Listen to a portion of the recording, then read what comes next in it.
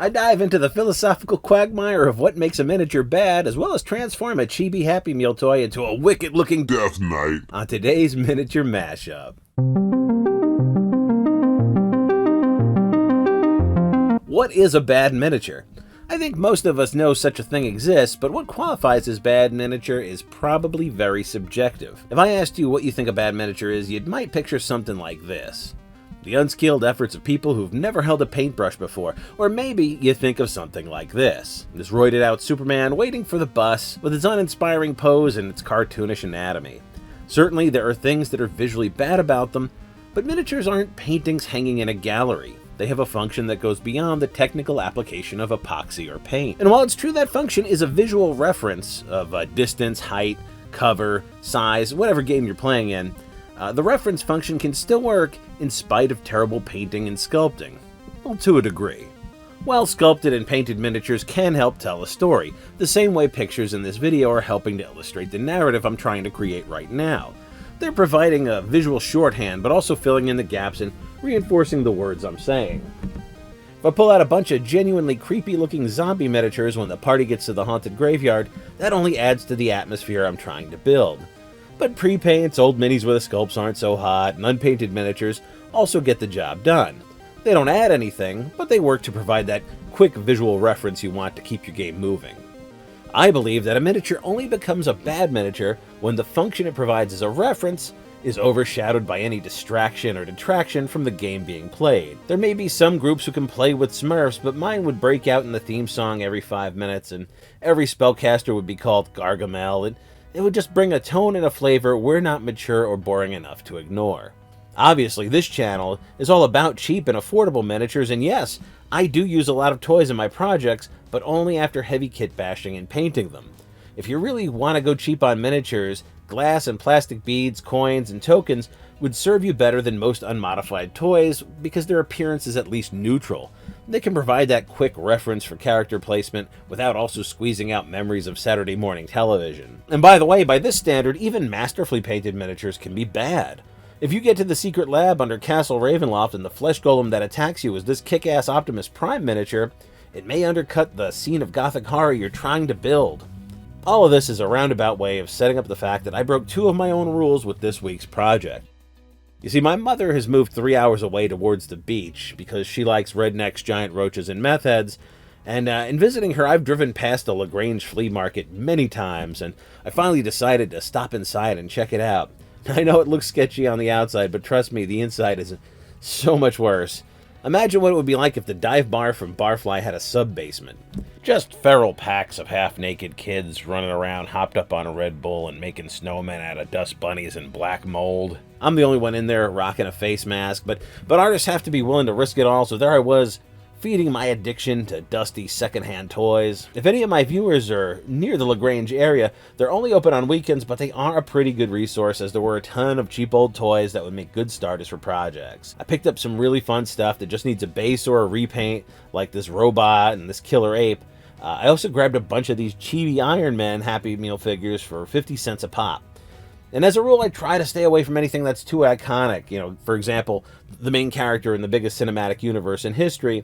And I also don't mess with chibi things because they tend to suffer from irreducible cuteness. But I hope that these 2 factors would actually play against one another and that the chibiness would make Iron Man less recognizable once kit bashed. Of course, this figure would also be the perfect base for a large Earth Elemental conversion, as seen in this video here. Pachow, I guess is how you do it. You do a Pachow. I hope that's not trademarked. Or any project where you are going to do a lot of cover-up, like this shambling mound conversion I did. A link for that video in the description below. At 50 cents a pop, obviously I grabbed a whole sack of these things. You can always use more. Dirt cheap starter, humanoid type figures, especially Iron Man here comes in armor.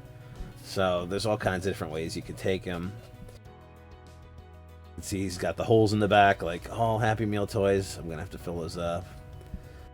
Let's start by breaking him down into his component pieces so I can work on him a little bit piece by piece. I actually want to do something with the way the shoulders connect to the body here. They're very toy-like. There's a gap in there that needs to be filled, but I'm going to do a little more than fill it because I want to add mass to his body. There's also a very flat area on either side of his torso that looks very artificial and toy-like. I'm going to have to glue a few jewel beads in there that happen to be a very good size to fit in there. Look very natural when it's all finished. The way I ended up settling on getting these arms off was with a little hobby saw, a little coping saw here. It's a little too tight for the Dremel tool, and I wasn't getting through it with my safety knife either. So gave it an attempt, didn't know how tough the plastic was, but the coping saw ate through those arm connections very quickly. Used my Dremel tool here to sort of slice a gash in the bottom of this extra base they put on there. It's enough to get my flathead screwdriver in there. It gives me a little leverage, and I can just pretty much pop that thing off. It really doesn't take that much effort, in spite of the fact that it looks like I'm struggling a little bit here. It really took about a minute, maybe, to get this thing off. Very sort of sci-fi futuristic base I thought maybe I could use for something else. Get kind of rough with it, and there wasn't really much left to work with. So once I popped this off, it pretty much just went in the trash. But he does have a kind of a nice base on his feet underneath that base, that little extra thing. You see this little flat area here. So that's going to work really nice to adhere him to the actual base we'll be using for the miniature later, which isn't that common with a lot of these Happy Meal toys. They just sort of have feet, so that base is appreciated. It's a nice surface for me to smear some E6000 on.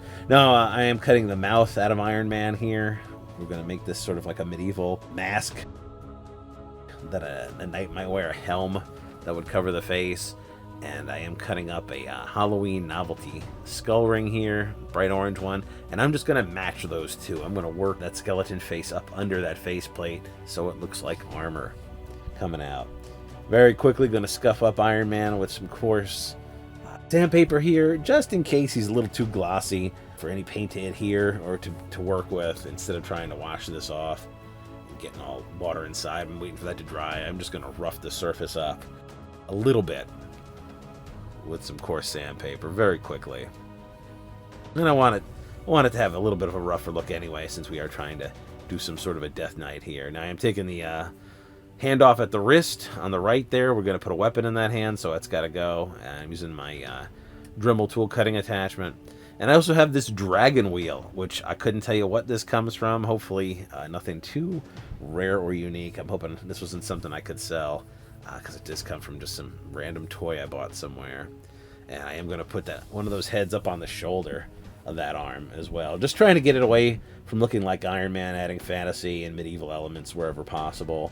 And a little dragon head works perfectly. Now I'm holding a Chupa Pop here, this white stick. Chupa Pops are sort of like coffee and cream flavored lollipops.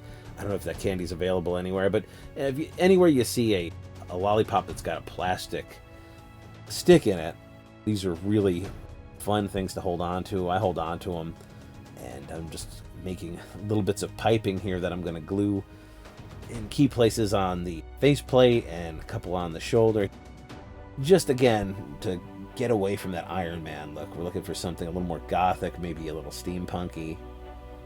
So these are going to look like bolts, or maybe just intentional bits of machinery or studs that would come out. Gonna put a little jewel bead on the chest. Again, just adding detail where possible and trying to break up the origin of this, trying to conceal this, get it as far away from that Iron Man look as we can, using what materials I have available.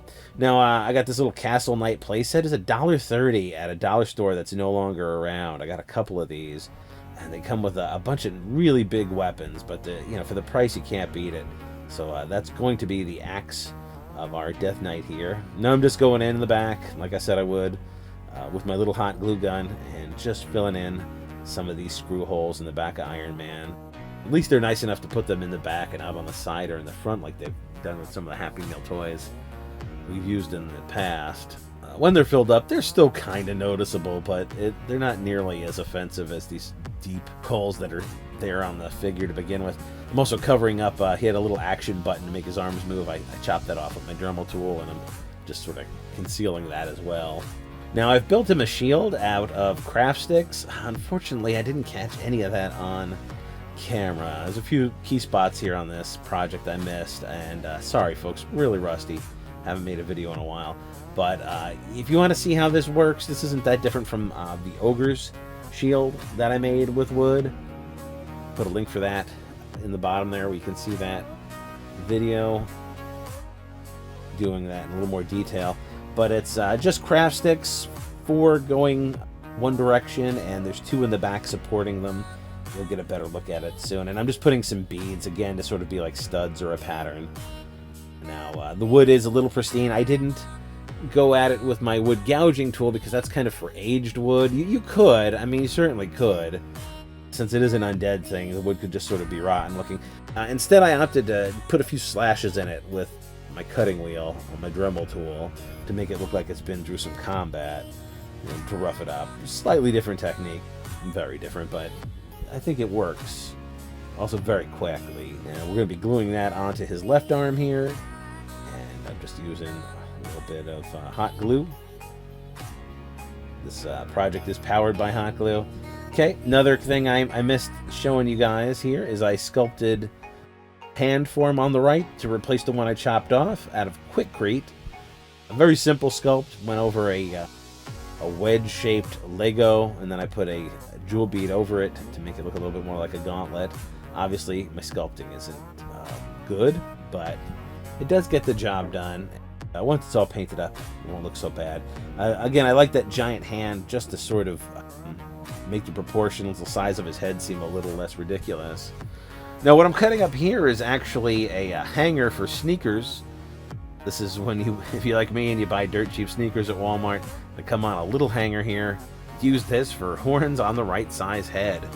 And I just happened to have gotten a new pair of sneakers at Walmart. I had the hanger, saw it, inspiration hit. I decided to take this guy in kind of a Viking sort of chaos demon direction. Just gluing those again with hot glue onto the side of the head there. Hot glue seems to do the trick. If you get the plastic itself a little melty, I don't think it hurts anything. Might even help it adhere. And what's nice is this guy, his helmet has a nice mold line on it. So using that mold line, I could line those horns up on either side of the head. Made them really, really effective. And just cleaning up the hot glue, sticking out with the tweezers there. Make that look a little neater. He's really shaping up. As you can see, I've got a couple of flat pieces of plastic card on the face, covering up where the skull meets the helmet. Now I'm using my hot glue gun just to fill in some empty gaps that are in the arms. I'm just going to make it look like there's decaying flesh in there or something. I don't want it to look as hollow as it does. That looks kind of goofy. It's clearly a manufacturer's artifact. We can fill it in, draw less attention to it. Now we're just going to rub a little E6000. Oh, actually, you know what? I think I'm using Loctite super glue underneath this Iron Man Happy Meal toy. And I'm just affixing him to a can lid. This is just a can lid that was cut with a safety can opener.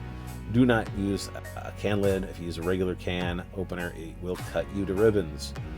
Safety can opener gives you a nice, lovely base that you can use for your large miniatures.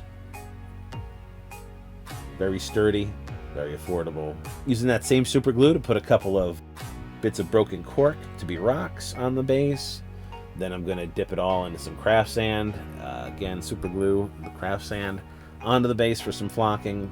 Take it outside. Going to prime it all in black, because this is mostly going to be a metal miniature, and I'm not doing non-metallic metals on something like this.